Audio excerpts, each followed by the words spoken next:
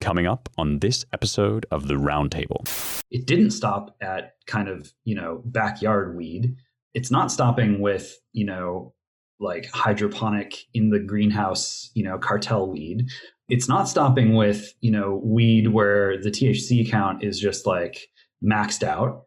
And it's not stopping with, any of the harder drugs. So it's clear that this is all representative of a cultural obsession with superdrugs, with the kind of, the ultimate high of seeing what the ultimate drug is, just kind of that knowledge, that like nuke brain exploding head emoji moment of like, it's this, it's like seeing a god just kind of like emerge from the clouds, like the ultimate high, like what would that even be? It becomes an obsession of the imagination, when the imagination is untethered and afraid that it's obsolete and needs to kind of latch onto something big enough to justify its existence in a world where the memory of machines seems to be the new god in town.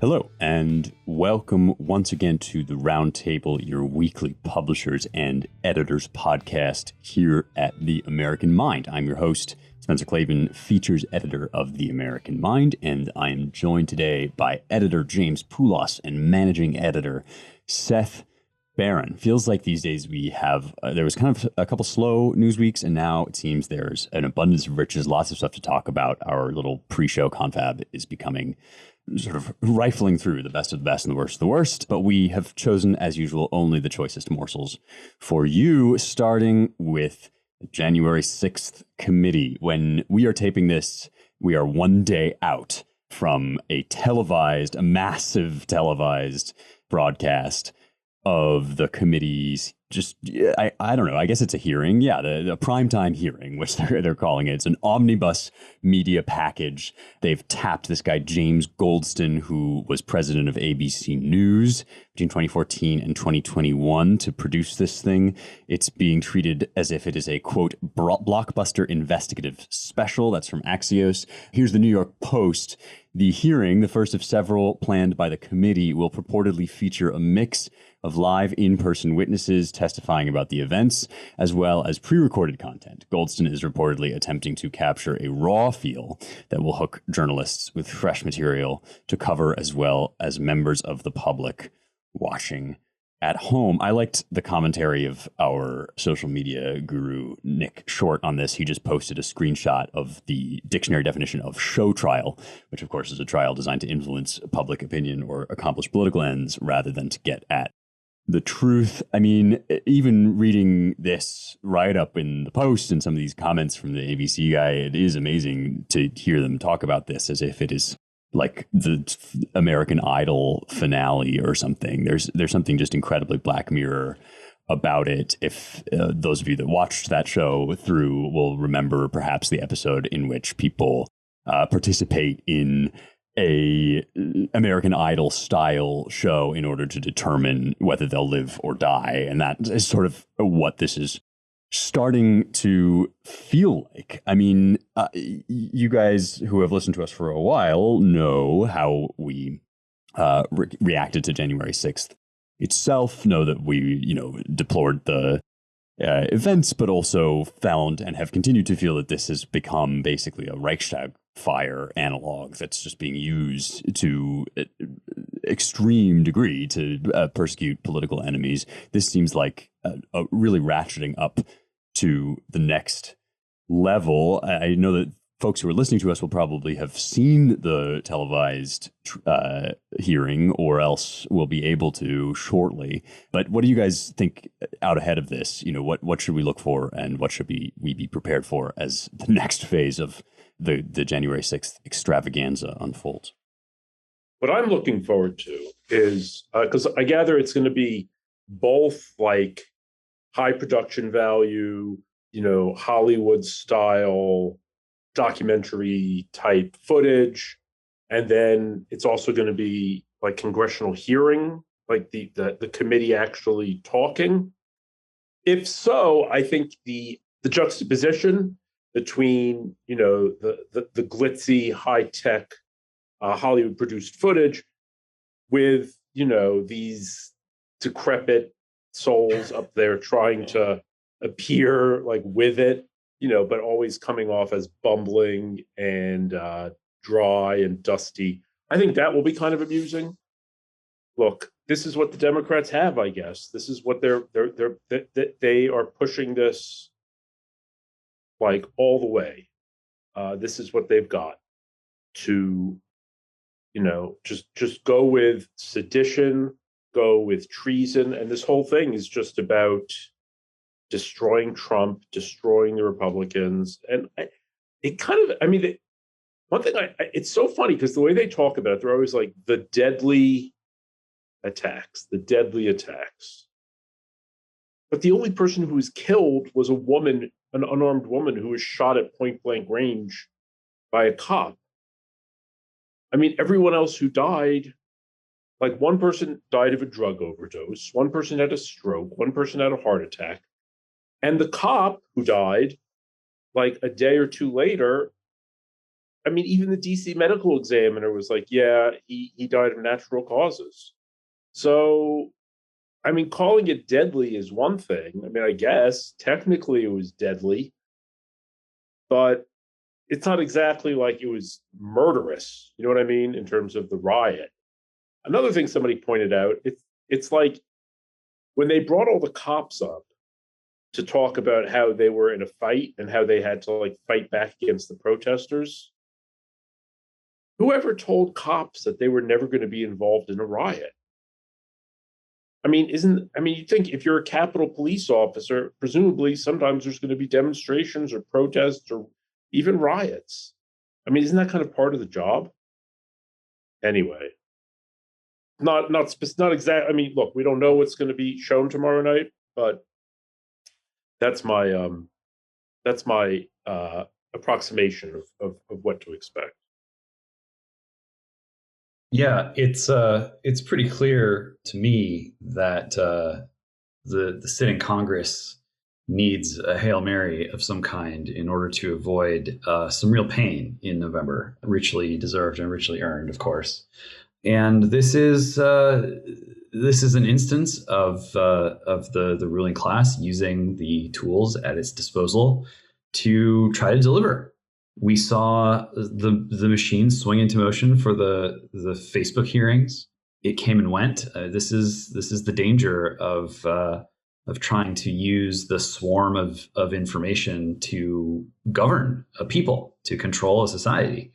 You have to keep changing the channels, and the impact of these full dress events, much like a relatively powerful drug, ebbs over time the more that you go back to the crack pipe for more.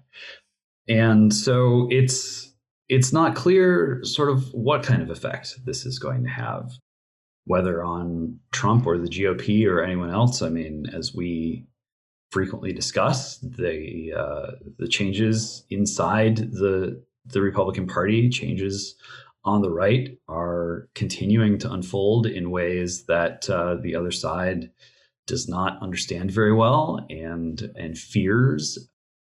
And I think what is most concerning is happening off stage, and the TV cameras are not on it, and it's not a big Broadway production. And people, Americans need to keep their eye on the ball, especially with regard to what's being done to the dollar, to the financial system. The more riled up people are about a literal handful of individuals, the less they can properly understand the context in which all this is unfolding. So, it's, regardless of how big the production is, I expect that, like most other things on the television, it will not be must-watch TV. I mean, Morning Consult just released a poll.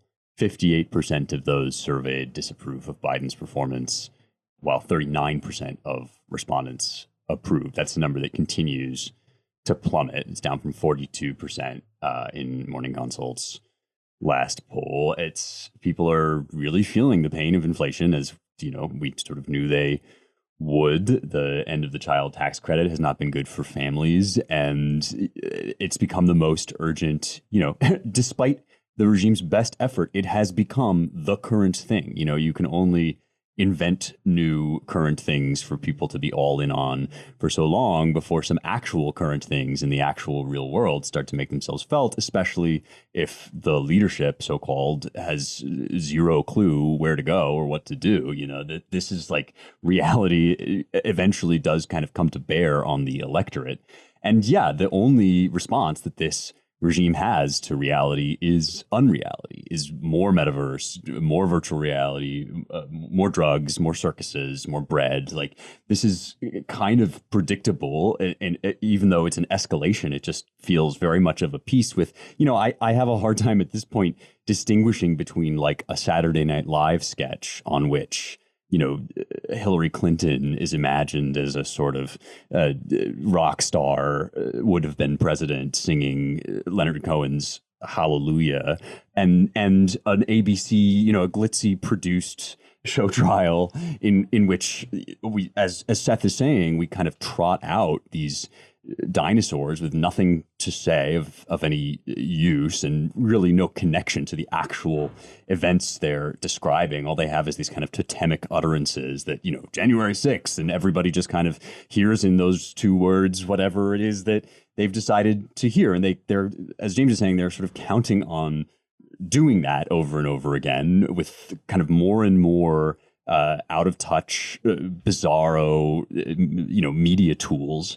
In the hopes that people will just, disbelieve their lying eyes and be intimidated out of, if you care enough about paying for food for your children that you would vote against a Democrat, well, then you're just as bad as those murderous fascist scumbags that tried to topple our government and almost raped Alexandria Ocasio-Cortez. Like, that's sort of the implied message here. And I just don't know, you can kind of fool people with that kind of demagoguery if they're prosperous enough to be abstracted away from the hard realities of what failed leadership looks like. But fewer and fewer people, can resist the implications of the fact that the Democrats have failed and we're poorer and less safe and our streets are riven with violence and we are simply worse off.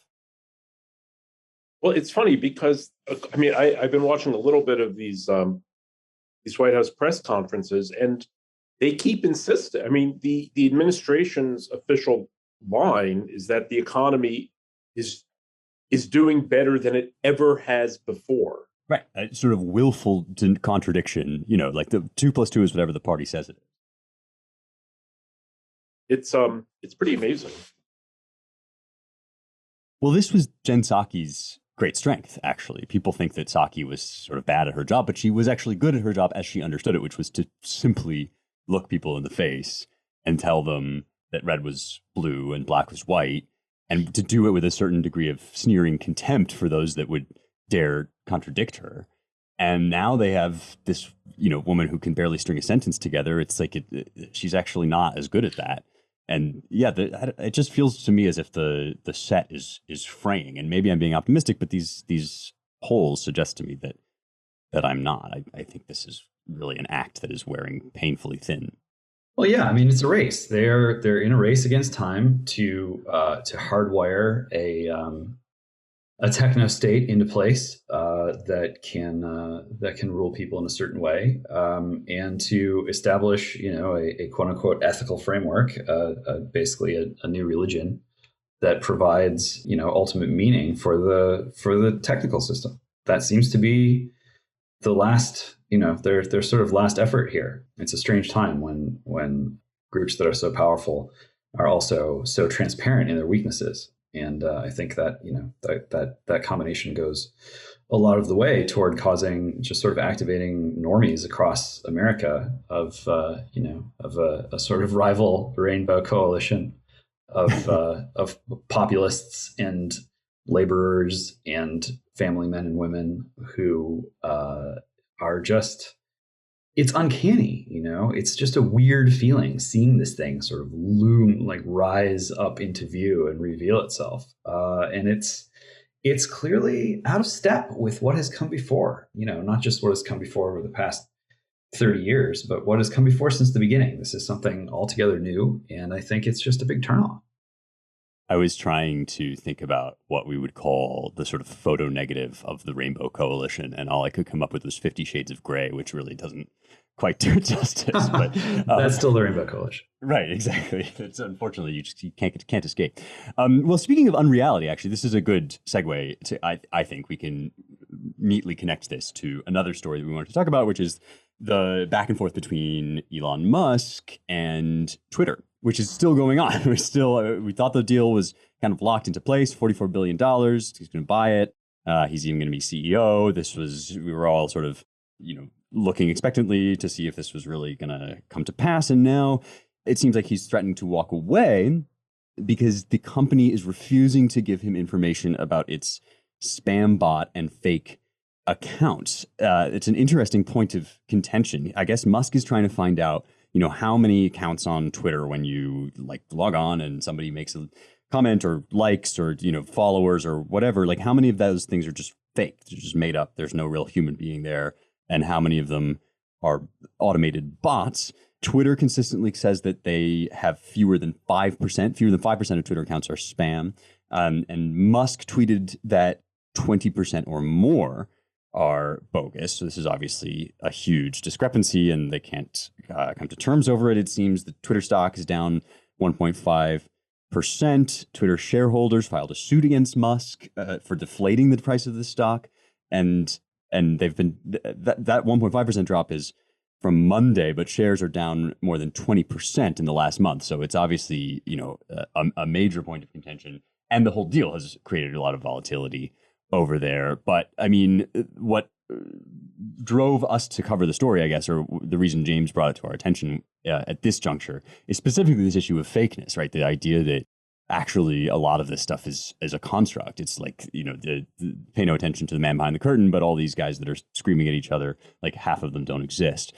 So I don't know. It's interesting as we are discussing the increasing unreality of the sort of fakery on display from the Biden administration to wonder whether social media is a psyop as well.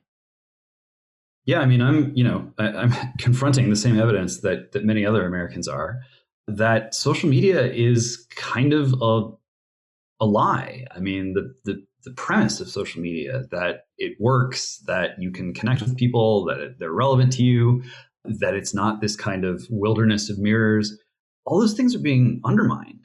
Instagram's paying people to create content now, which seems like a good thing, but it's also clearly evidence that there's some structural weaknesses. Lots of people are experiencing the feeling, that uncanny feeling again, that this is a system that's really not about us. Maybe it gives us some side benefits, maybe it gives us the ability to find out who's the most like us, but is it really a free association system? And what good is free speech if you don't have free association? And is the tenor, is the climate of the environment being shaped definitively by propagandists and their automated little bots? I think that's a serious problem, and it's reverberating through the system.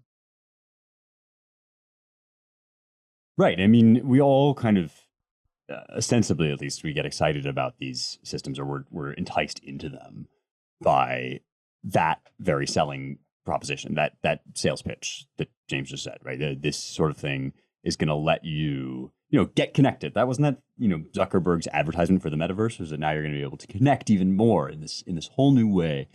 And of course, that old slogan from the 70s about ads, right? If you're not paying anything, if the product is free, then you're the product.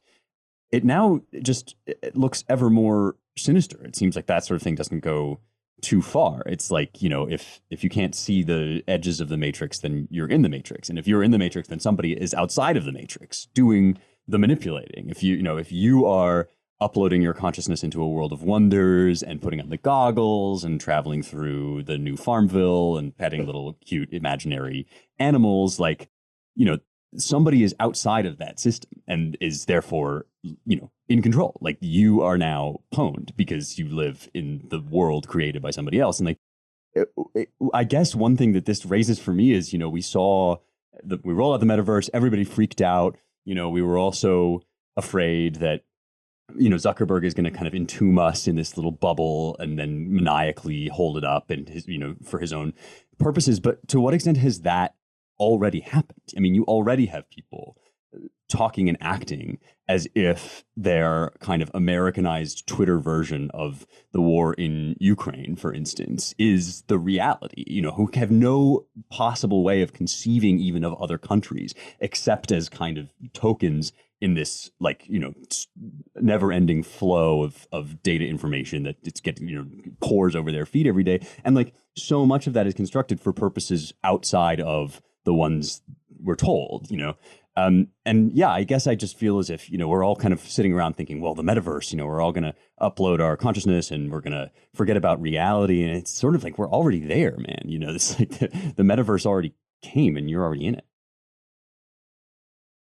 I guess I'm sort of wondering, I mean, what percentage of Americans are on Twitter? Like, not very many, right? I mean, it's not actually that high.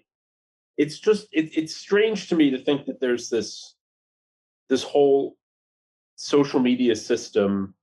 I mean, certainly there's a lot of people on Facebook, but I think, a lot of, say, boomer types who maybe log in to, share recipes or grandchild pictures. I mean, I wouldn't really say that they're necessarily trapped in this matrix.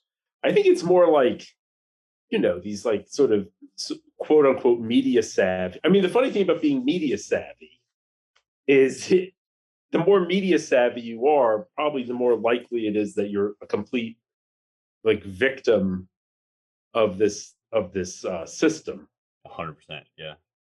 So I mean, it is just kind of pathetic to think that it winds up being like a fairly small number of people, like relative to the population, all kind of like screaming at shadows. It's like really kind of sad. Well, yeah, I really find this question vexing because there's sort of two ways of looking at it, right? One is that it's absolutely the case that the people who are paying the most attention to the news know the least about reality, by and large, right? As a general statement, like the deeper you go into the rabbit hole, the less actually connected you are to like real life and what normal people are thinking and feeling. And so to me, then the question, is Twitter real life or who's really on Twitter always boils down to the same question that you used to ask about the academy, right? You used to say, well, these guys with their eggheads and their ivory towers, they're talking about all these crazy, abstruse ideas. Like, how much do they really matter? And the answer is, well, it just depends, how effectively they're able to launder their ideas out into the general public and how much the trickle down theory of, academia and intellection applies. And this, sometimes the answer is not very much. And sometimes the answer is a whole great deal, such as, for instance, in the whole 1619 thing. I think you can kind of chart a path from people in faculty lounges, like twirling their glasses of Chardonnay and saying, well, America, really, what's so great about that? And, people pouring out onto the streets to do violence and to riot.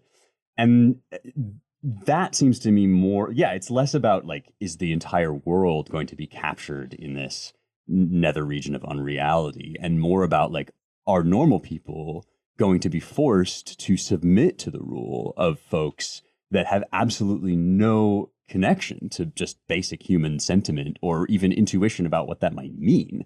And are we all going to become kind of like, are we all just sort of subject to the whims of people who are increasingly living in an imaginary world?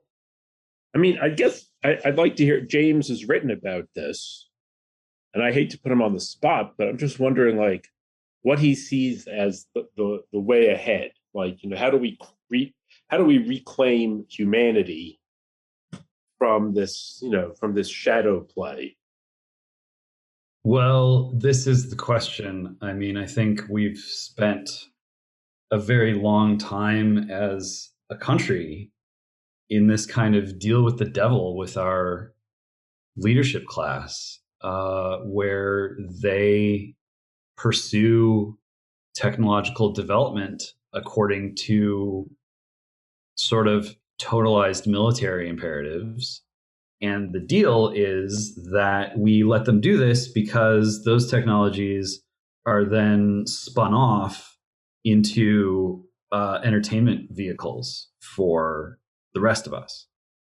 It's understandable sort of why things developed that way, and it's understandable why for, what felt like a long time, long enough for people to get, for it to become kind of a second nature. But it's also clear like why it seems to be falling apart right now. People need something more grounding and sustaining than entertainment in order to justify the burdens of human existence to themselves in a world that is dominated by machines. If we don't want to envy our machines, if we don't want to resent our machines, if we don't want to go to war with our machines, if we don't want to imitate them, if we don't want to serve them, then we need to remember what's so great about being a human being. We need to remember the ways in which our given form and our given identity is good news, warts and all, something worth pouring your life into, and something that can bear visible and invisible fruit if you live well. And that, those resources are simply not going to be unlocked by doubling and tripling down on entertainment and by trying to turn entertainment into a kind of God or a kind of universe all its own. So, I think one of the most powerful things about the internet is the way that it automates the process of serving you with whatever is the form of entertainment that will be most captivating and engrossing for you. And one of the most powerful things that we can do as individuals, as family members, as members of the various associations that we're in, is to remember that our given human being is not, in fact, optimized for entertainment. And that no matter how good entertainment gets, it's never going to become a god. It's never going to replace the created universe, the given universe. And it's not even going to work that well as, don't worry. I'm not, treating entertainment as a god. I'm treating it as an idol. Like, it doesn't even work that well as an idol. And many Americans have really hit the wall of diminishing returns. They know that it's not really working, but they have the attitude of Whitney Houston when she was accused of smoking crack. She's like, I'm Whitney Houston. Like, crack is too low class for someone like me. And, the truth all the while was eating away from inside. Hey, let me ask something. I mean, even on its own terms, how well will the metaverse actually live up to its own hype? I mean, I haven't really done any virtual reality headset stuff. I just find it very hard to believe that there's going to be some simulacrum of real life that practically is good enough that you wouldn't even know. It just seems like, I understand that the tech industry is always over-promising, and that's part of its live charm. But I just find it preposterous, that they're ever going to come up with some way that you're actually that they're actually reproducing faithfully all the details of human life, down to the way things smell, the way things feel, seeing whatever. Are they going to actually be able to render perception? Well, isn't part of the sales pitch of the metaverse precisely the ways in which it will not effectively recreate real life?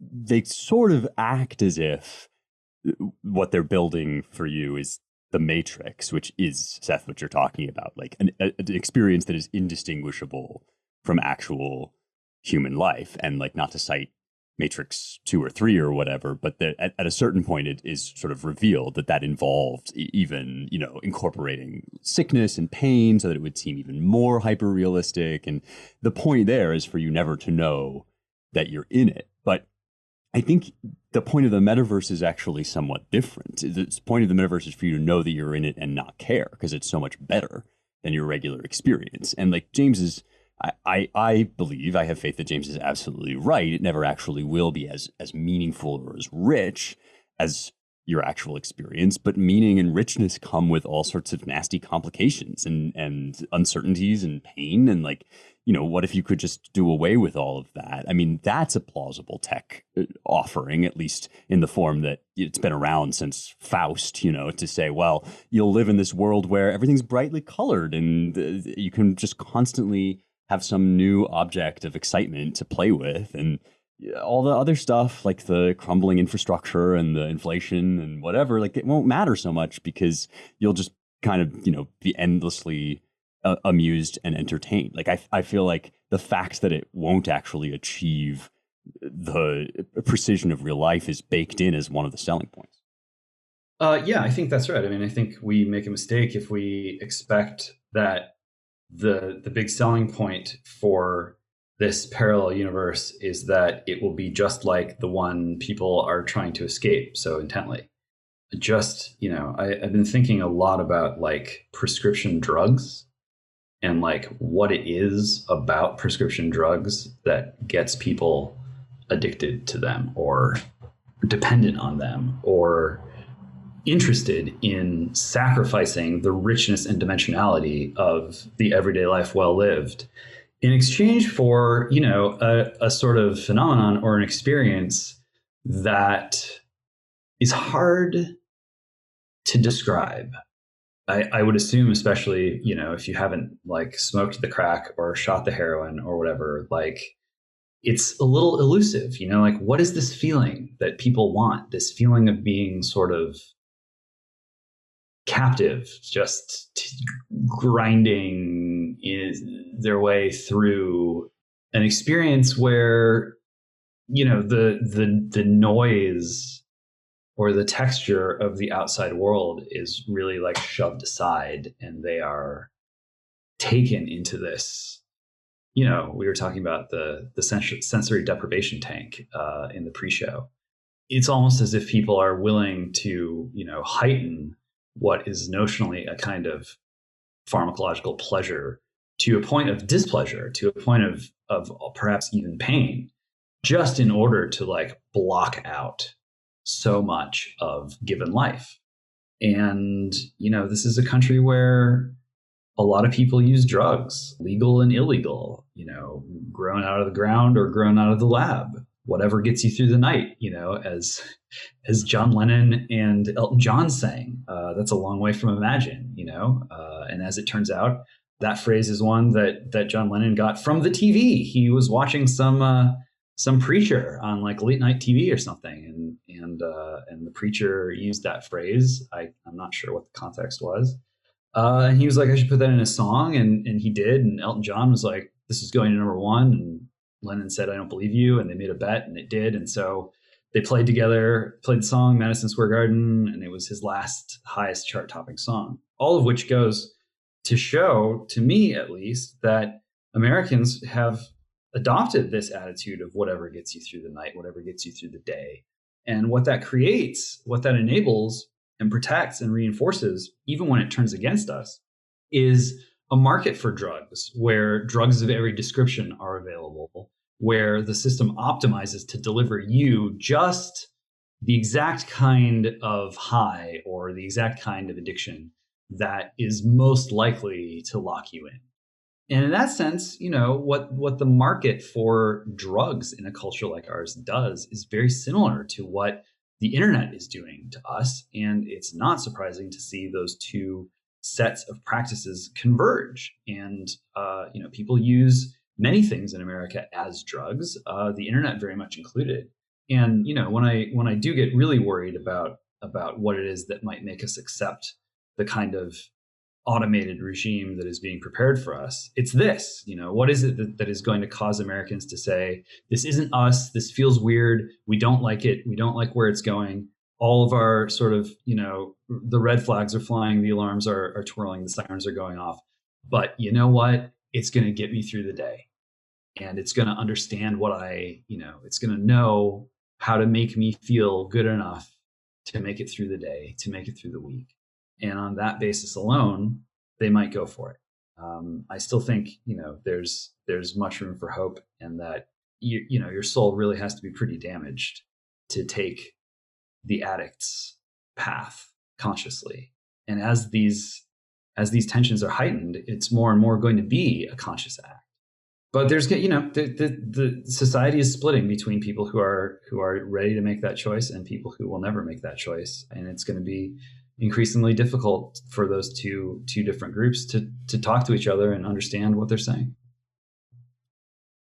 Hey, speaking of drugs, and opposite to what you're saying, James, we did want to touch briefly on this marijuana thing that's happening.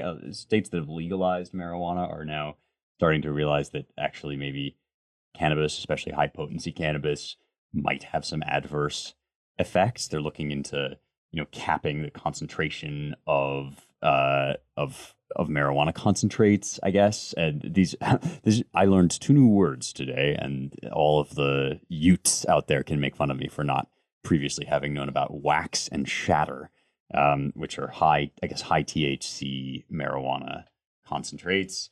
But, as Seth has written about for us, this stuff is really not the kind of magical panacea, cure-all, consequence-free wonder drug that it was sold as when legalization debates were going on. And it is kind of pitifully funny in a sad and tragic sort of way to see governments saying, oh, maybe we should look into this stuff. Like, maybe it's not so great for society to have people just, get as high as they want anytime they want, without any consequences. And yeah, I mean, this part of it actually, James, strikes me as the flip side to some of what you're saying, that people turn to hard drugs out of this sense that, reality is unbearably painful, but they don't want not reality, which would be death, and there's, I really think there's something to that. On the other hand, when we just sort of sanction that, it turns out that the real world is still around. And so people who have disassociated from themselves in that extreme way then behave in the real world with real world consequences in ways that we might not like so much. So I don't know. It seems like again, reality is kind of coming to bear on this subject, at least in the case of marijuana.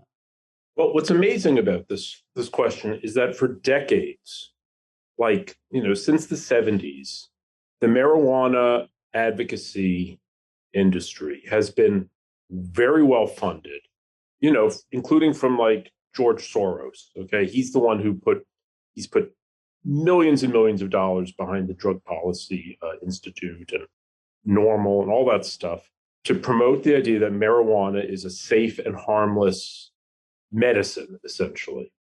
That's the way it's been presented.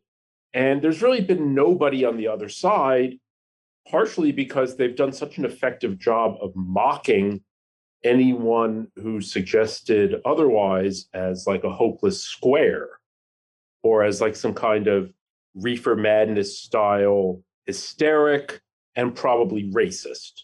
They say, oh, well, all of this goes back to, anger at Black jazz musicians and this sort of thing. But in fact, as people who've actually studied it can attest, marijuana is really bad for adolescents and people whose brains are developing. And it's also really bad for people with mental illness, serious mental illness. Alex Berenson famously said in his book, and just outraged so many people, that every violent criminal smokes marijuana. Now, I mean, you can go with that where you want. I mean, okay, probably every violent criminal also eats sandwiches. But, here's the thing, correlation does not mean causation, but it sure as hell does mean correlation. So, at a certain point, you can start to make your own connections. Marijuana, really screws with people. And you can say that when somebody gets high, that they don't act violently, but wait until the high goes away. which can take a long time. It's like it persists in your body for a really long time.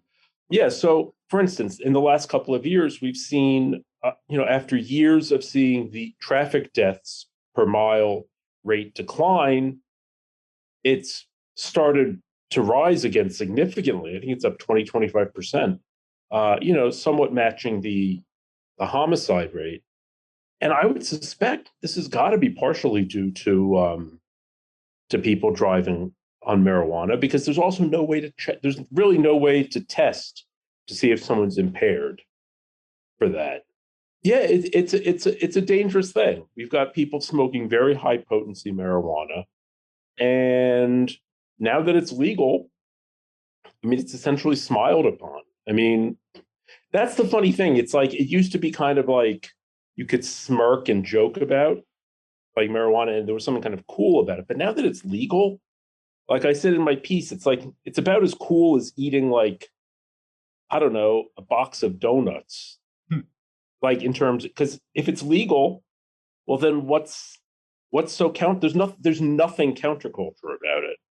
I was talking to my daughter who's in her 20s, and she's like, yeah, I mean, at this point, she's like, I think most people think it's kind of like they associate it with being a loser, which I think is like salutary, if true.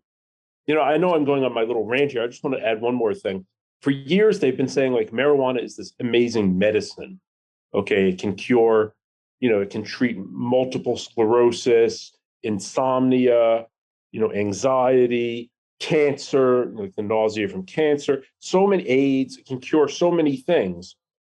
But tell me, this is the only powerful medicine in human history that has no side effects, because that's what they'll tell you.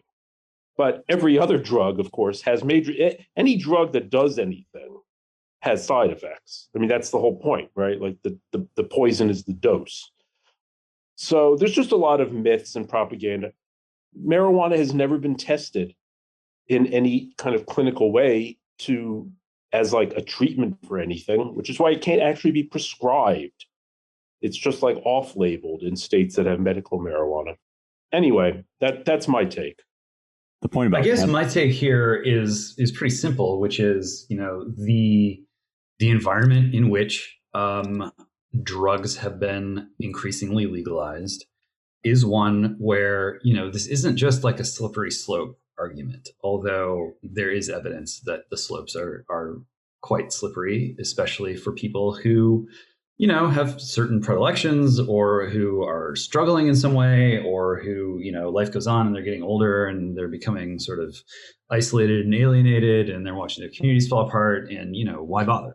It's more than that. It's that people are beginning to understand intuitively, even more than any messaging that's coming their way, although that messaging is real, that they're going to need to accelerate in order to sustain the experience of escape, or just the experience of being locked into that grind.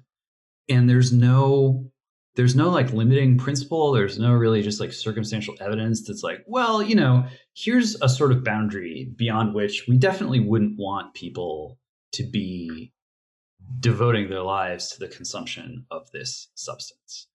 And, it's not going to stop. It didn't stop at kind of, backyard weed. It's not stopping with, like hydroponic in the greenhouse, cartel weed. It's not stopping with, weed where the THC count is just like maxed out. And it's not stopping with, any of the harder drugs. So it's clear that this is all representative of a cultural obsession with superdrugs, with the kind of, the ultimate high of seeing what the ultimate drug is, just kind of the knowledge, that like nuke brain exploding head emoji moment of like, it's this, it's like seeing a god just kind of like emerge from the clouds, like the ultimate high. Like, what would that even be? It becomes an obsession of the imagination, when the imagination is untethered and afraid that it's obsolete and needs to kind of latch onto something big enough to justify its existence in a world where the memory of machines seems to be the new god in town.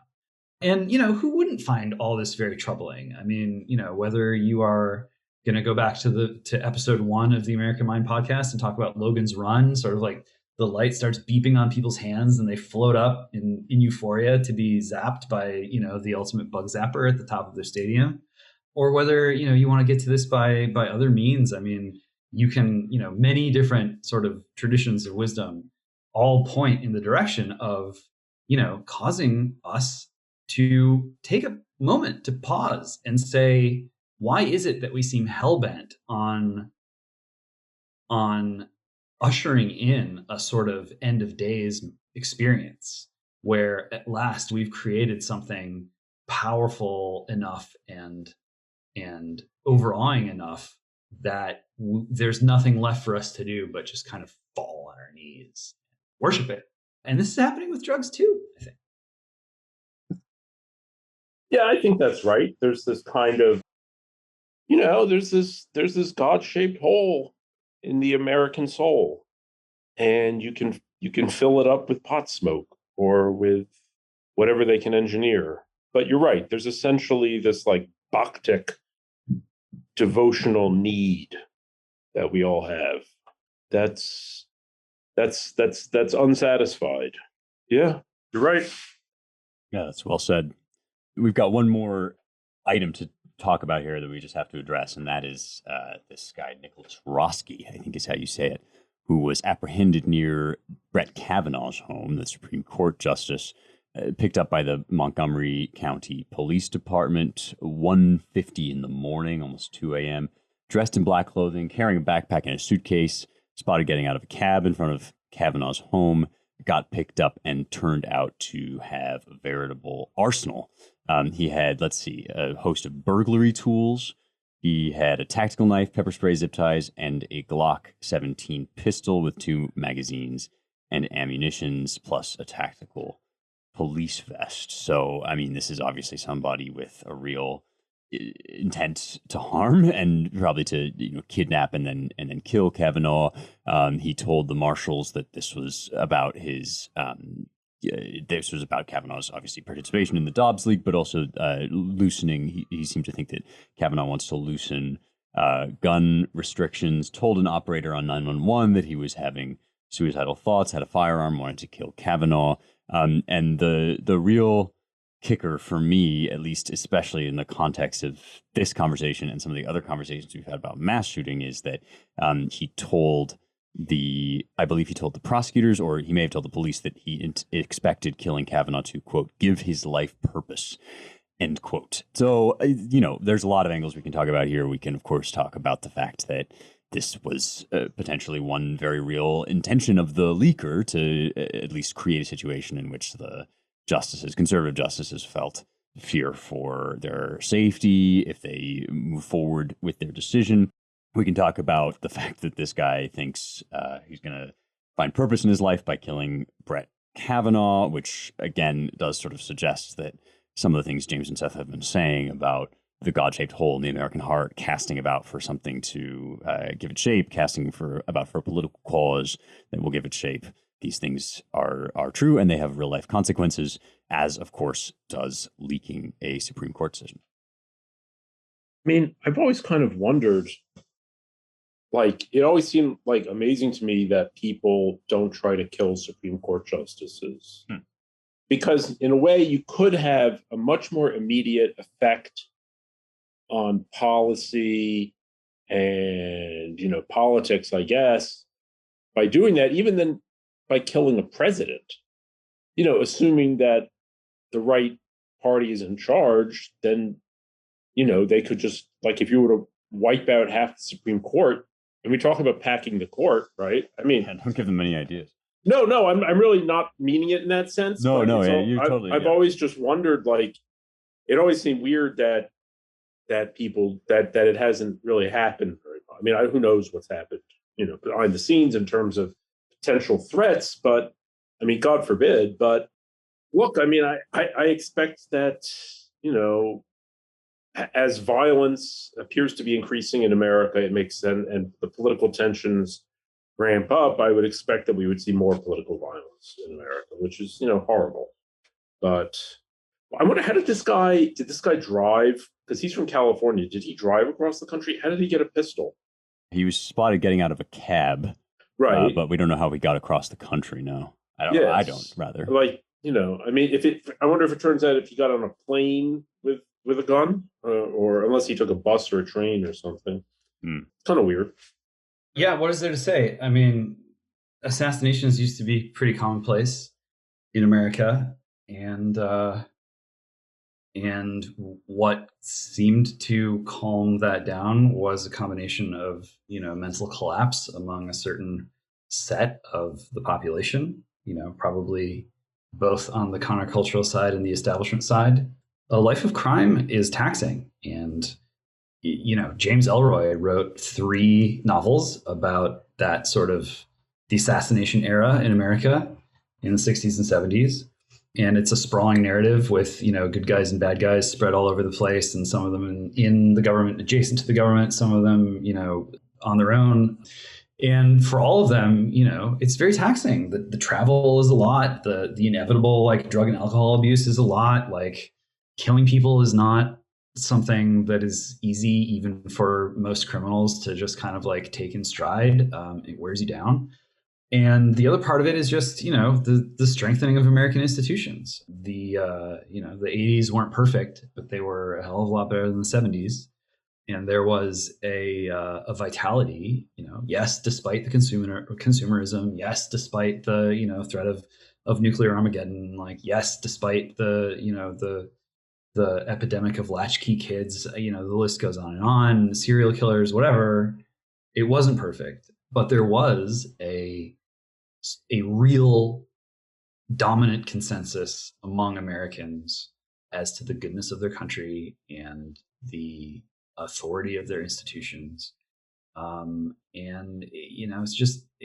is not the soil from which a culture of mayhem and assassination springs. I understand that folks on the left think that they have a real shot at creating a new dominant culture in America, one that will, not bring us back to normal, but will create a new normal. And in that new normal, they and their, cronies or co-conspirators or friendly neighborhood associates will rule. And that form of rule will be so complete that everyone will go along with it, and order will be restored. But they've got a long way to go. And in the early goings, they haven't done that well. They have these major institutions. They got the media, they got academia, they got, the sciences. I mean, they got a lot of stuff. But the one thing that they really need is the people. And the people are intransigent. The people are not willing to kneel before this new regime. And so what that means is, don't be surprised if there's more violence, as there has been throughout American history, excepting, certain times and places. It's not going to go away if you take the guns away. It's not going to go away if you take a Republican form of government away. What is going to take it away is a healthy and properly ordered regime, and soulful people who are oriented by its goodness to its goodness. Obviously, there are a lot of details in how that shakes out, and it's always messy. But there's an attitude of panic around grisly events and mass shooting events, and you certainly don't want to be blasé about it. And it's terrible every time it happens. But people wave the statistics around. Oh, but in Iceland, there have been 0 sort of mass shootings in the past 500 years. And it's like, well, maybe Iceland is profoundly different from the United States. I think that it's going to be difficult for people to process these changes that we're going through and how we're wrestling through them, because violence has become we've lost kind of the spiritual fiber that is needed to accept that violence cannot be eliminated from public and private life. there is an obsession with purifying society and with fully domesticating society. And that is a quest that is only going to end in tears. Obviously, you want the rule of law. Obviously, you want law and order of some kind. But you have to recognize that, the way to minimize violence is by reducing people to the level of livestock. And once you do that, then you unlock a whole different kind of violence. I think that's right. I mean, I can't help but wonder, to Seth's point and James's, I guess, this sense that we are playing, and this is always sort of my feeling when one of these major catastrophic events occurs. Thankfully, this one was averted, but it's hard to speak about these things without sounding like you endorse them. When really what you do is you understand and accept the immutable forces that are at work, that cause them. I mean, I just think that we have been flirting for a long time with the kinds of political forces that throughout history, like not because of the developments of the last 5 minutes, but because of immutable facts about human nature, like that produce violence, and specifically political violence. And when you have an elite dedicated to anesthetizing the people out of their desire just to kind of live and thrive in meat space, and when part of their means of doing so is to insist constantly that that the country is evil, that your natural urges and impulses are evil, that there's something wrong about the very coding of your DNA, be it sexual or racial. I mean, when that's the drumbeat, and then when these problems are sort of reified